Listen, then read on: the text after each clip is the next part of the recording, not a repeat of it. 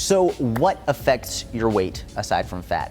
A lot of things, and there's a short list here. But number one, we can look at sodium intake, okay? And sodium intake, I really like to start with this one. What most people talk about with salt and sodium is that if you eat a lot of salt, for example, if you go out and have sushi dinner and you have soy sauce, or if you're eating maybe some more prepared foods and they have a lot of salt in it, then your weight will likely increase the following day.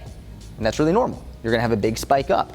But what a lot of people don't discuss about sodium is, let's say, for example, you end up having a day or two where you eat less sodium than normal. Your weight will drop. You'll see a quick reduction in your weight.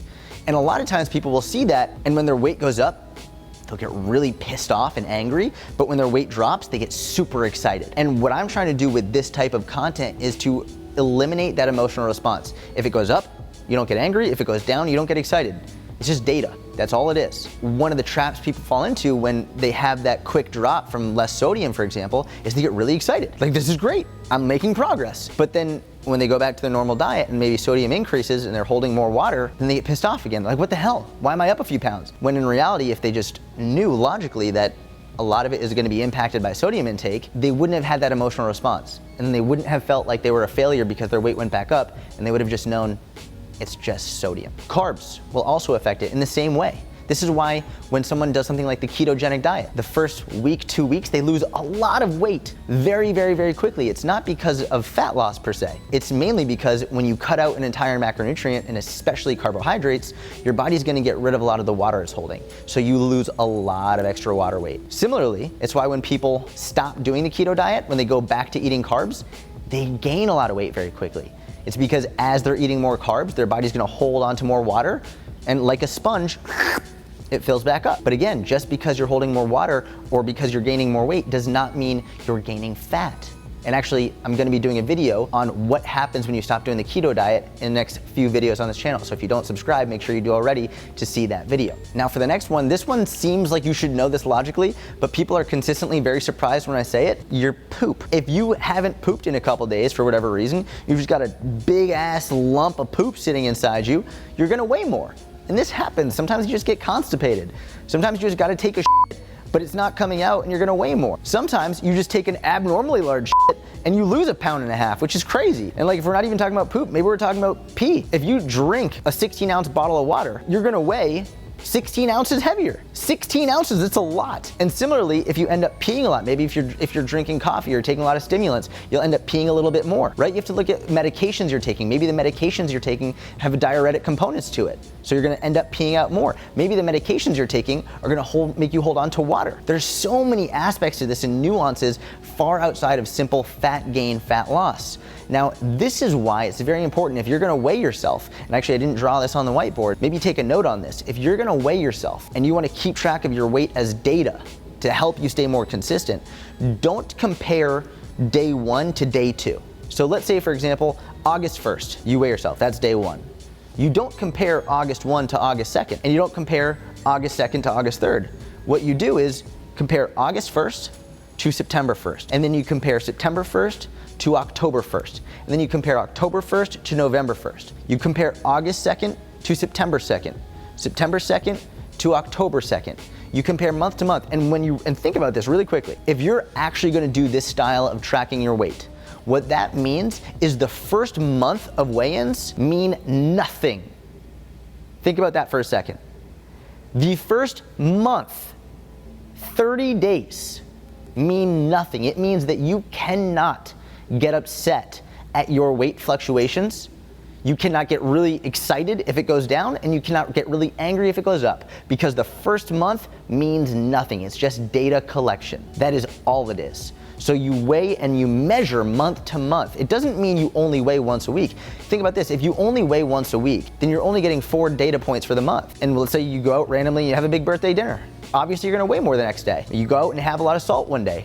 Or you go out, maybe you do a lot of exercise because you're out like at a playground event, and then you sweat a lot, and then you're way less than normal that day. You have to have more data points to get a more accurate picture of what's going on. So if you really decide to do this, I challenge you for the first 30 days, if you start to notice yourself getting upset or excited in either direction, call yourself on it and just look at the data points as data points, not as measurements of good or bad, failure or success. It's just data. Now the next one, this gets really controversial, and it's stress. And I should really make a whole separate video on this. And actually, you know what? If you want me to make a whole separate video on stress and how it affects not just weight loss and fat loss and performance and everything, you just want me to talk about all aspects of stress, leave a comment below, #SortingHatSquad, so you'll be entered to win the free month in your circle. Stress massively impacts your weight.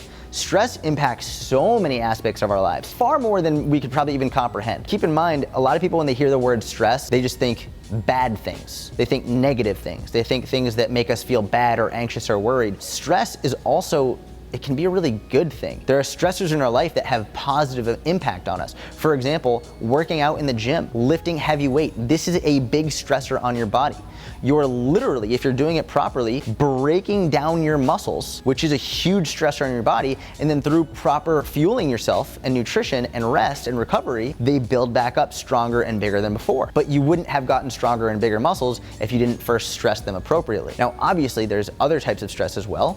Work stress, family stress, a lot of stress that can elevate cortisol and make things much more difficult and anxiety ridden. And when that happens, regardless of whether the stress is weightlifting or work stress, cortisol will elevate. And what happens here is a lot of people will talk about how stress makes you gain fat. That's not true. Stress doesn't make you gain fat.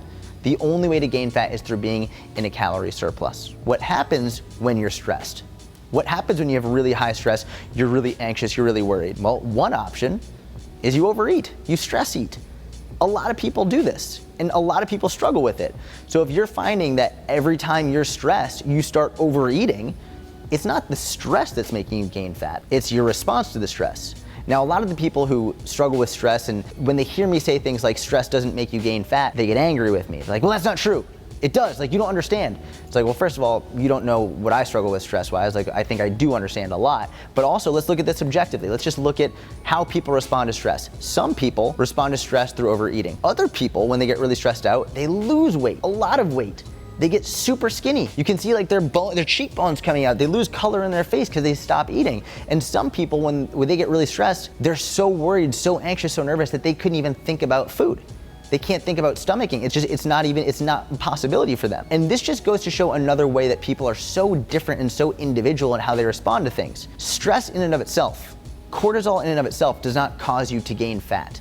The only way to gain fat is through being in a calorie surplus. Fortunately, number one, we can control it. You can control it through different practices and strategies. We can help you control your response to stress. But also worth noting, if you are very stressed, your weight often will increase. And we know now that weight and fat are not the same. If you see your weight going up and you know your nutrition is in check and you know you've been doing very well, but your weight is creeping up and you also know work is really stressful, family is really stressful, you're just feeling more anxious in general, it might be worth understanding when your body and mind are very stressed, your body can hold on to water. It can hold on to stuff and make your weight say it's higher than it usually is for things far outside of fat gain. And this plays really into the next one, which is if you have a period. And I say if you have a period, but it's probably not the best way to phrase it because this is also inclusive for women who may be going through menopause or have already gone through menopause and don't have a period. What I've noticed through working with literally thousands of women, it doesn't matter if you have a period or if you've already gone through menopause and don't have a period anymore. A lot of times just at a regular point in the month, right around when you have your period, you will notice radical weight fluctuations that have nothing to do with fat loss or fat gain at all. A lot of times, and we'll just start off, if you're going through your period, leading up to your period, very often what will happen is you'll start to get bloated. And you don't need me to tell you this, like you fucking know it. You know that as your period is coming along, as you're going through it, like you start to get bloated, maybe a little bit tired, you don't feel very good. It's like, this is very common. This is unfortunately some of the symptoms of having a period. It's important to know that while you're doing this, while you're going through it, if the scale is going up, it's not fat gain. You're just getting bloated from going through these symptoms. Also, a lot of times what will happen is, as you're going through your period, sometimes you get really hungry and you start eating more, maybe craving more sweets. And I'm not gonna say don't eat them, but I will say that if you're eating more, then you're probably gonna end up weighing more too. And no one got fat in a day or even 2 days or 3 days or a week. That's not how it works. It happens over consistency over the long term. But if you know that the week of your period you're eating more than usual, then you should also logically expect the scale to say you weigh more than usual. And this is also another reason why it's very important to weigh yourself and measure month to month. Because if you compare your period week to the week prior, of course it's gonna say you're heavier. But if you compare your period week to your period week every month, then what you'll find is a general trend in which you'll see a lower weight on that period week month after month after month. You don't compare your week of your period to the week before your period. You compare your period week to your period week to your period week for 6 months in a row. And over time, you'll see that weight dropping. And that's why it's so important to measure month to month, not day to day or week to week. This is really the major reason why women have a much more slow and fluctuating weight loss experience than men, because men don't go through a menstrual cycle. They don't have this. And it's important to realize that even though your weight is gonna be fluctuating more, and even though you're gonna have higher fluctuations and higher dips, and it's not gonna be as consistent, it does not mean that you're not losing fat. And it doesn't mean that you're not losing it equally as fast. Oftentimes you are.